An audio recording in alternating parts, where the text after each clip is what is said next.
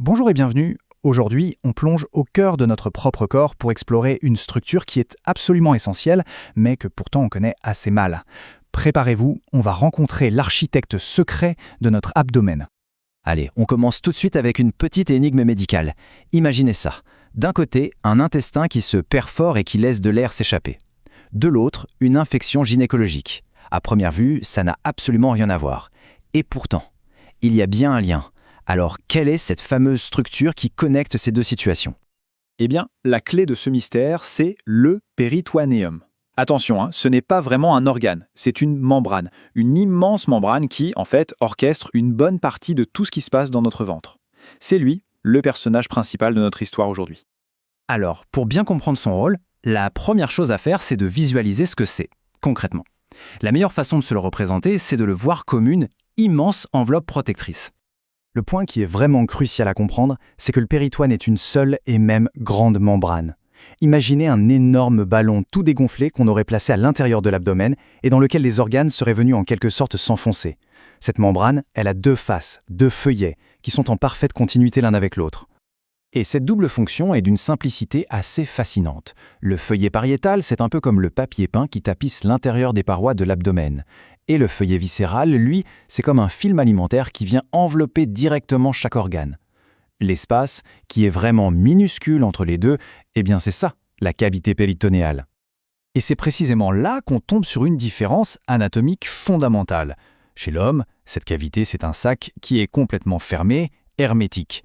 Mais chez la femme, il y a une ouverture vers le monde extérieur, juste au niveau des trompes. Cette frontière, qu'on appelle la ligne de phare, explique parfaitement comment une infection d'origine gynécologique peut remonter et se propager dans toute la cavité abdominale. Et voilà, notre premier mystère commence déjà à s'éclaircir. Mais le péritoine ne fait pas qu'envelopper, il organise aussi tout l'espace. En fait, il crée une véritable géographie interne, une sorte de carte des différents territoires de l'abdomen. On peut distinguer deux grands territoires. D'abord, l'espace intrapéritonéal. C'est simple, c'est tout ce qui se trouve dans le sac. Et ensuite, l'espace rétropéritonéal. C'est tout ce qui se trouve derrière le sac, comme plaqué contre la paroi arrière de l'abdomen. Les reins, par exemple, ne sont pas du tout dans le même compartiment que l'intestin grêle. Et ça nous ramène tout droit à notre premier cas, l'intestin perforé. Comme la cavité péritonéale est normalement un espace virtuel, sans air, la moindre petite perforation d'un organe creux comme l'intestin va y libérer du gaz. Et cet air, comme il est plus léger, il remonte et devient visible sur une radio. C'est ce qu'on appelle le pneumopéritoné et c'est un signe d'alerte chirurgicale majeure. Mais la carte que dessine le péritoine a aussi ses passages secrets, ses zones un peu cachées. Et la plus fascinante de toutes, c'est une sorte de pièce dérobée en plein cœur de l'abdomen. C'est comme un diverticule, en fait, un prolongement de la grande cavité péritonéale qui va se glisser dans un espace très protégé. On pourrait dire que c'est un peu l'arrière-cuisine de l'abdomen. Son nom officiel, c'est la bourse omentale, ou, pour les plus anciens, l'arrière-cavité des épiplombs.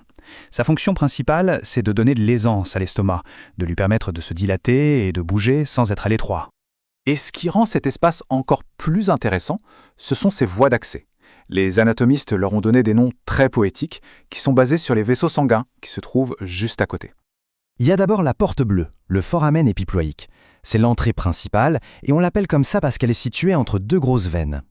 Ensuite, pour entrer dans la bourse elle-même, il faut passer la porte rouge, qui elle est nommée pour sa proximité avec d'importantes artères. Bleu pour le sang veineux, rouge pour le sang artériel. C'est un moyen mnémotechnique assez brillant, non?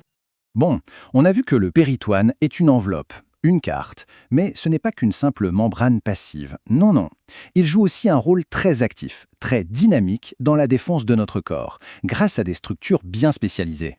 Ces structures, ce sont les épiplombs, ce sont des replis du péritoine qui relient des organes entre eux. Et le plus impressionnant d'entre eux, ils forment une sorte de grand tablier qui flotte juste devant les intestins. En gros, il y en a deux principaux. Le petit épiplomb qui va de l'estomac au foie et qui sert de passage à des vaisseaux ultra importants. Et puis, il y a le grand épiplomb, ce fameux tablier. Il est riche en graisse, plein de cellules immunitaires et surtout, il est mobile. S'il y a une affection ou une perforation quelque part, il peut se déplacer pour venir colmater la brèche ou entourer le foyer infectieux. C'est pour ça qu'on le surnomme le gendarme de l'abdomen. Bon, alors récapitulons un peu. On a vu l'anatomie, les espaces, les passages secrets. Maintenant, il est temps de rassembler toutes les pièces du puzzle pour vraiment comprendre la vue d'ensemble. Et ça illustre parfaitement sa triple nature. C'est une carte, parce qu'il définit les territoires de l'abdomen. C'est une barrière, qui même si elle est parfois perméable, isole les organes. Et enfin, c'est un gardien actif, capable d'intervenir en cas d'urgence. Alors revenons à nos questions du début. La perforation intestinale, on la détecte grâce à l'air qui se retrouve piégé dans cet espace qui est normalement clos. L'infection gynécologique, elle peut se propager à cause de cette ouverture unique du péritoine féminin. Et dans les deux cas, le grand épiplone, notre gendarme, va tenter d'intervenir pour limiter les dégâts. On voit bien que les trois fonctions sont directement impliquées.